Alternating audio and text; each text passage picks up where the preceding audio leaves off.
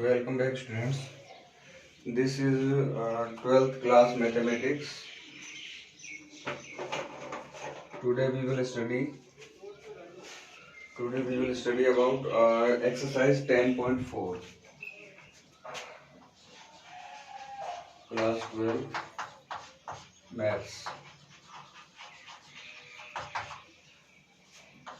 and exercise 10.4 exercise. तो आज अपन जो स्टूडेंट्स बात करेंगे एक्सरसाइज की, वो एक्सरसाइज अपन जो डिस्कस करेंगे वो एक्सरसाइज है 10.4। इसके कुछ एक क्वेश्चन तो आप लोग कर लेना, कुछ एक जो क्वेश्चन डिफिकल्ट जैसे थोड़े से लग रहे हैं वो मैं करवा देता हूँ। जैसे क्वेश्चन नंबर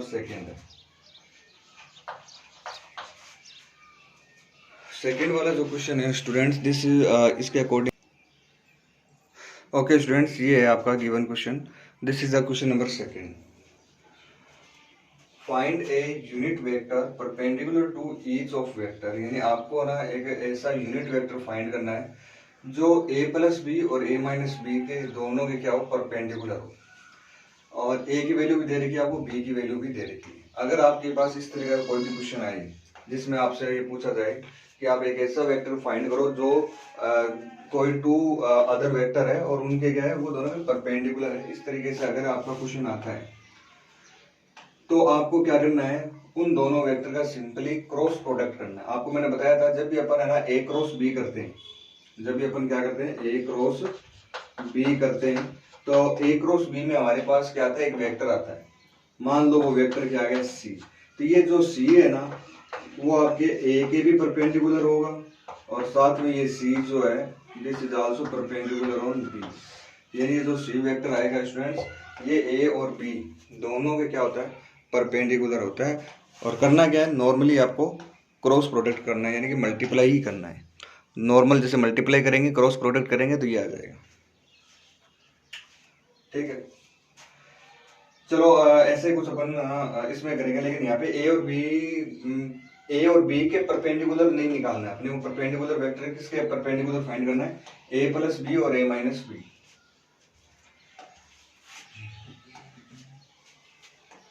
तो स्टूडेंट्स यहाँ देखिए a प्लस बी और a माइनस बी, तो सबसे पहले आप a प्लस बी फाइंड कर लो। सबसे पहले आप क्या फाइंड करोगे, a प्लस बी वेक्टर। तो a वेक्टर क्या है 3i के और b वेक्टर आपका ये है, तो इन दोनों वेक्टर को डायरेक्ट अपन क्या कर देते हैं, ऐड कर देते हैं। 3 और i 1i कितना हो जाएगा 4i के, फिर 2 और 2 अगेन 4j के, और 2 और -2 ये क्या हो जाएगा 0 एडिशन में। फिर आपको करना है एक बार a माइनस बी, तो यहाँ आ जाएगा 2i के, 2 - 2 ये 0 हो जाएगा, और आगे वाला क्या हो जाएगा 4k। अब आप इन दोनों का क्या कर दो, क्रॉस प्रोडक्ट। क्रॉस प्रोडक्ट करने का मैंने आपको मेथड बताया था, जैसे कि a प्लस बी को क्रॉस प्रोडक्ट करना है अपने को a माइनस बी। तो आपको मैंने डिटर्मिनेंट मेथड बताया था, I already told you about determinant method. इसमें आपको क्या करना है, जैसे कि पहले आप ऊपर क्या ले लेना i j एंड k।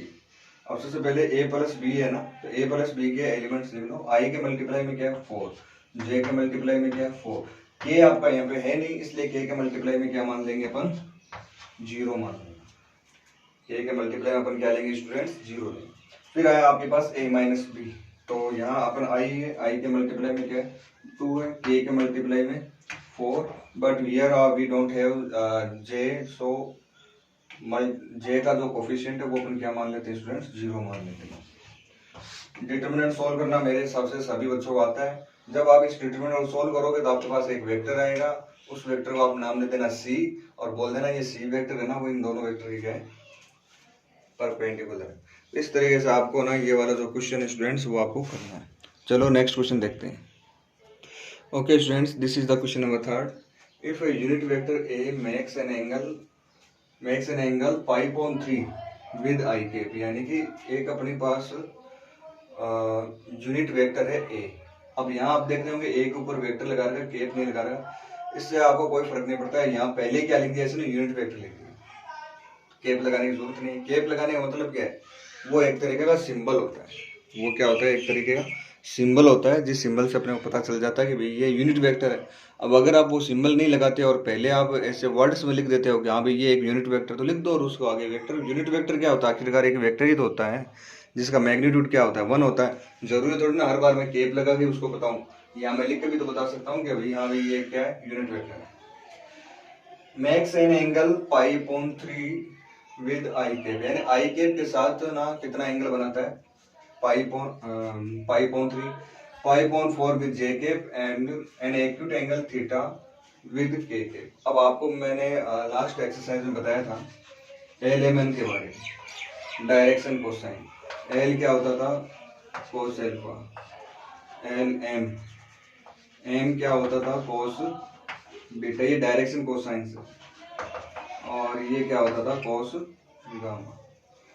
अच्छा, अल्फा बीटा गामा ये क्या थे, अल्फा बीटा और गामा जो है वो आपके एंगल थे।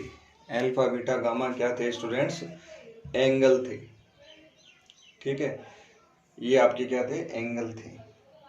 चलो अल्फा बीटा की इनकी तो वैल्यू दे रखी है अपने को, यहाँ देखो अल्फा, अल्फा कितना दे रखा है, पाई अपॉन 3। पाई अपॉन 3 का मतलब होता है कोस 60 डिग्री, और कोस 60 की वैल्यू क्या होती है, 1/2।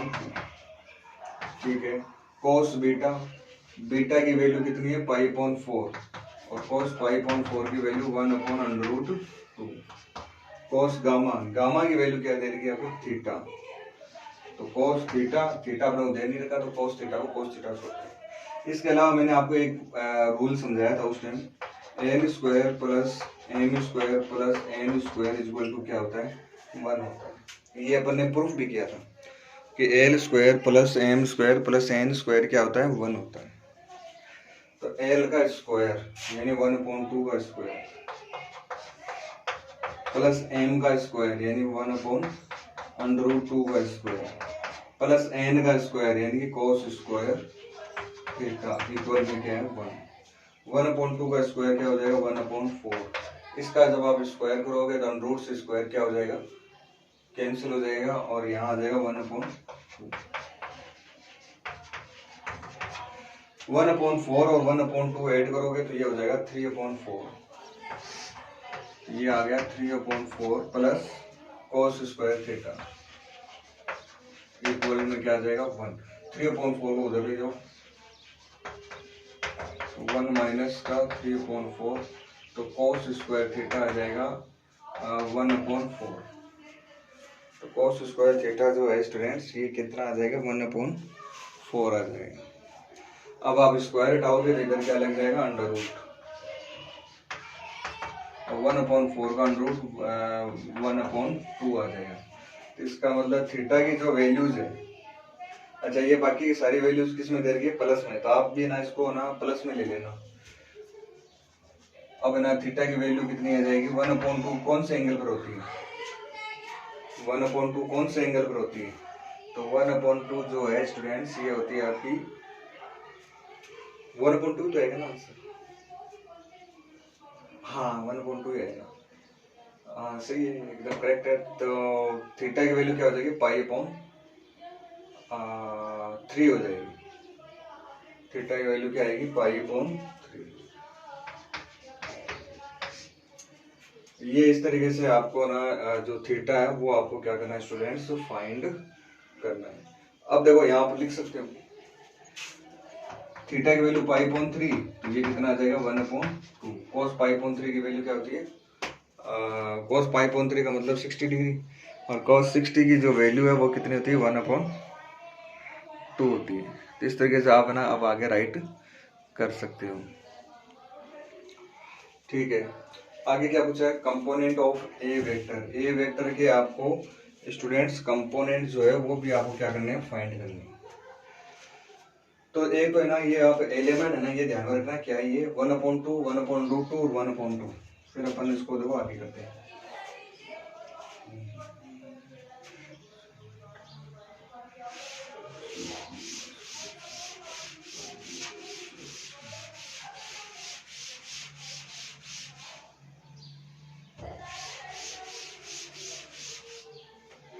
हाँ तो स्टूडेंट्स ये क्या है, एल क्या आया था, 1/2 n था अपने पास 1/√2 और n वापस क्या आ गया था 1/2 आया था। ठीक है, 1/2 स्क्वायर 1/4 1/4 यानी 1/2। ठीक है, अब आपसे पूछा component of A vector, A vector के कंपोनेंट के बारे में आपसे पूछे। मान लो ए वेक्टर आपका ये ए आई के, बी जे के एंड सी के। अच्छा, एल का एक फॉर्मूला हमने ये भी पढ़ा था, a/√a²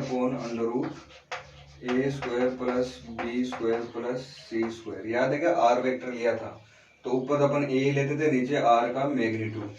तो ये क्या है, ए का मैग्नीट्यूड है। ये जो ए वेक्टर है ना, एक काम करना यार, यहाँ पे ए और यहाँ पे ए सेम हो गया, तो एक काम करो, इसको ले लो a2, इसको ले लो a3, इसको ले लेना a1 और चेंज गलत, दोनों सेम सेम हो गए, कंफ्यूज हो गए। तो अब अगर आपसे एल का पूछे फॉर्मूला फाइंड करने का, तो एल का अगर आपसे फॉर्मूला पूछा जाए तो वो आप क्या बताओगे? जैसे कि a1 है, तो a1 तो क्या है, इसका डायरेक्शन रेशियो है। तो एल का जो फॉर्मूला है, अगर आपको वेक्टर दे रखा है और आपको डायरेक्शन कोसाइन फाइंड करने के लिए कहा जाए, तो एल का ये फॉर्मूला ही बताया था मैंने, इसका स्क्वायर कर दो, ये फर्स्ट लेक्चर में बताया था। ठीक है, अब ये क्या चीज है, √a1² plus a2² plus a3, इसका मैग्नीट्यूड है, यानी a1 अपॉन मैग्नीट्यूड ऑफ ए। ठीक है, लेकिन क्वेश्चन के स्टार्टिंग में अपने को क्या दे रखा है, a is a unit vector, और यूनिट वेक्टर का मैग्नीट्यूड क्या होता है 1, तो इसका मैग्नीट्यूड क्या आ जाएगा 1, तो an इक्वल टू क्या आ जाएगा a1 आएगा। n की वैल्यू कितनी थी 1/2, इसका मतलब a1 की वैल्यू क्या आएगी 1/2। वैसे a2 की वैल्यू सेम ही आएगी, n की इक्वल 1/√2, और a3 की वैल्यू वो क्या आ जाएगी a1 ये कंपोनेंट्स आ गए, ये वेक्टर बन गया। तो कंपोनेंट ऑफ ए वेक्टर के कंपोनेंट क्या आ जाएंगे 1/2, 1/√2 और 1/2, ये कंपोनेंट आ गए। तो इस तरीके से आप है ना ए वेक्टर बना के लिख सकते हो। a1 की जगह तो लिखेंगे 1/2 आई के, a2 की जगह अपन राइट कर सकते हैं 1/√2, और फिर अपन राइट कर सकते हैं 1/2। इस तरीके से स्टूडेंट्स आपको ना ये जो थर्ड वाला जो क्वेश्चन है, इसका आपको आंसर देना है। Okay students, this is the question number 6, and according to this question we have given that a dot b is equal to 0 here. That means dot product of a and b it's already given to 0. That means, and you are thinking that a and b are perpendicular to each other, and also this is also possible that one of them a and b may be 0, or हो सकता है both are 0. And here also given a cross b is equal to 0. A cross B, this is also 0. What can your conclusion about A and B? A और B के बारे में आपकी क्या राय है? क्या A और B परपेंडिकुलर है, या फिर दोनों ही 0 है, या फिर A और B क्या हो सकता है? तो देखो स्टूडेंट्स, अपने के पास ना दो कंडीशंस गिवन। पहली आपको दे रखा है A dot B is equal to 0। So यहाँ लिख सकते हैं अपन, it may be possible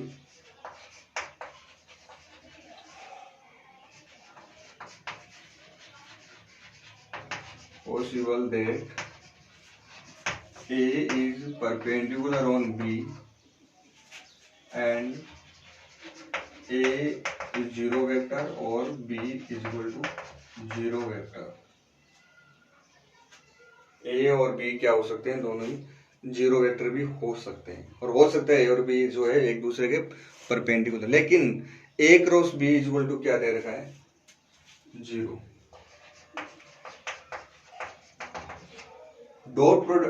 cross product 0 कब होता है, जब दोनों वेक्टर क्या हो एक दूसरे के perpendicular. It may be possible that vector A is parallel to vector B and A is also 0 vector and B is equal to 0 vector। अच्छा, बहुत और लिख देना नीचे, हो सकता है दोनों ही क्या हो 0, ये कंडीशन हो सकती है। अब आप देखो दोनों चीजें एक साथ हो रही है कि हमारे पास दो वेक्टर हैं, एक तो वेक्टर ए है और दूसरा वेक्टर बी है, और एक ही टाइम पर दोनों का डॉट प्रोडक्ट भी जीरो और क्रॉस प्रोडक्ट भी जीरो है। तो यानी ये वाली कंडीशन तो पॉसिबल है नहीं, दोनों एक साथ कैसे हो सकती है? दो वेक्टर परपेंडिकुलर भी है और पैरेलल भी है, हाउ इज दैट पॉसिबल? इसका मतलब ये दोनों वेक्टर ना तो परपेंडिकुलर है ना ही पैरेलल है, तो फिर जीरो कैसे आ रहा है? परपेंडिकुलर नहीं है तो ए डॉट भी जीरो क्यों आ रहा है, और पैरेलल नहीं है तो ए क्रॉस बी जीरो क्यों आ रहा है? वो इसलिए आ रहा है कि या तो ए जीरो है या बी जीरो है या ए और बी दोनों ही जीरो है। तो यहाँ ये चीज आप लिख देना। So A is equal to zero vector और B is equal to zero vector और बोथ जीरो। इस तरीके से आपको इसका जो आंसर है वो बना के आप राइट कर सकते हो। ठीक है, ये वाला क्वेश्चन हो गया, 6th क्वेश्चन था, और इस तरीके से आपको ना 6th वाला क्वेश्चन करना है। Okay students, this is the question number 8। If either A और B zero then A cross B क्या होगा? जीरो होगा। बिल्कुल सही बात है, अगर ए और बी में से कोई एक जीरो हो जाए तो क्रॉस प्रोडक्ट क्या आएगा? जीरो आएगा। ए अगर जीरो वेक्टर है या फिर बी आपका जीरो वेक्टर है देन मतलब बोले implies A cross be also क्या आएगा? जीरो वेक्टर आएगा। ये तो सबको पता है भाई, नॉर्मल सी बात है कि अगर ए और बी में अगर कोई एक जीरो हो जाए तो ए क्रॉस बी भी क्या होगा? जीरो। अब इसका कन्वर्स यानी उल्टा करके चलो, अगर ए क्रॉस बी जीरो है तो क्या ए और बी को जीरो होना जरूरी है? नहीं है जरूरी। हो सकता है ए और बी क्या हो? एक दूसरे के perpendicular, but A cross B अगर आपका जीरो है इसका मतलब ए जो है वो बी के क्या है? पैरेलल भी हो सकता है, और ए जीरो वेक्टर भी हो सकता है, और बी आपका जीरो वेक्टर भी हो सकता है। तीन कंडीशन हो सकती है भाई। ऊपर वाले केसेस में आपको दो कंडीशन दे दी तो थर्ड वाले तो 100% होगी। ऊपर वाला केस तो राइट है एकदम। अगर ए और बी जीरो है तो ए क्रॉस बी भी आपका हर हाल में क्या आएगा? जीरो आएगा। लेकिन अगर ए क्रॉस बी जीरो आ रखा है तो जरूरी नहीं कि ए और बी जीरो ही हो तभी ये जीरो आएगा। हो सकता है ये क्या हो? पैरेलल हो। तो कन्वर्स इज नॉट ट्रू। आप देख सकते हो दो के साथ ये इधर इसको लेंगे तो ये दो ही नहीं आएंगे, इसके साथ में एक चीज और ऐड होगी। तो कन्वर्स इज नॉट ट्रू।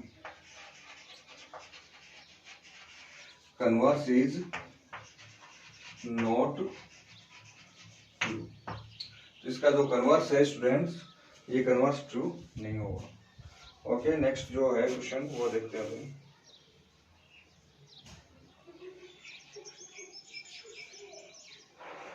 तो नेक्स्ट जो क्वेश्चन है ये वाला तो हो गया एट वाला। नेक्स्ट क्वेश्चन के बारे में अपन थोड़ी सी बात और कर लेते हैं। तो स्टूडेंट्स ये अपने को ना लास्ट क्वेश्चन है इसका 10.4 का, and this is the question number 12। Area of a rectangle having vertices A B C D, यानी कि अपने पास एक रेक्टेंगल है, उसका एरिया अपने को फाइंड करना है, और उसके जो वर्टिसेस है वो आपको दे रखे हैं A B C D with position vector. ये ए का पोजीशन वेक्टर, ये बी का है, ये सी का है और ये डी का है। इस तरीके से आपके पास रेक्टेंगल,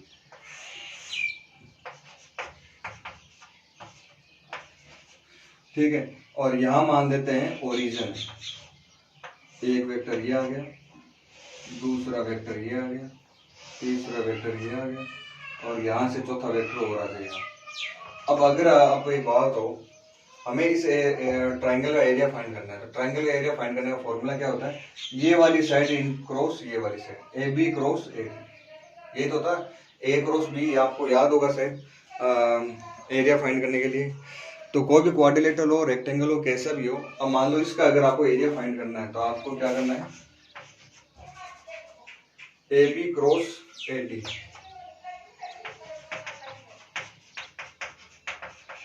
आपको ना A B cross A D जो है वो आपको क्या करना है स्टूडेंट्स? फाइंड करना है। तो A B cross A D अगर आप फाइंड करोगे तो देखो ए बी कैसे फाइंड करोगे?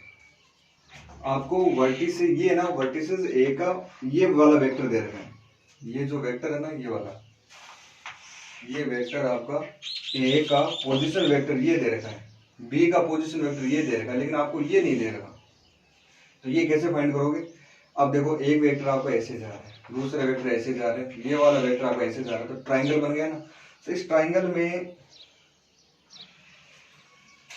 ये वाला और ये वाला कंटिन्यूस वेक्टर है, तो O A vector plus A B vector equal है ओ बी वेक्टर, ये वाला O B vector. A B आपको फाइंड करना है, तो ये आएगा ओ बी माइनस ओ ए, यानी बी का पोजीशन वेक्टर माइनस ए का पोजीशन वेक्टर। तो यानी ये आपको ना, आप ये मत सोच लेंगे ये आपका ए बी दे रखा है, नहीं, ये क्या दे रखा है आपका ओ ए वेक्टर दे रखा है, पोजीशन वेक्टर यानी ओ ए वेक्टर। फिर आपको दे रखा है ओ बी वेक्टर,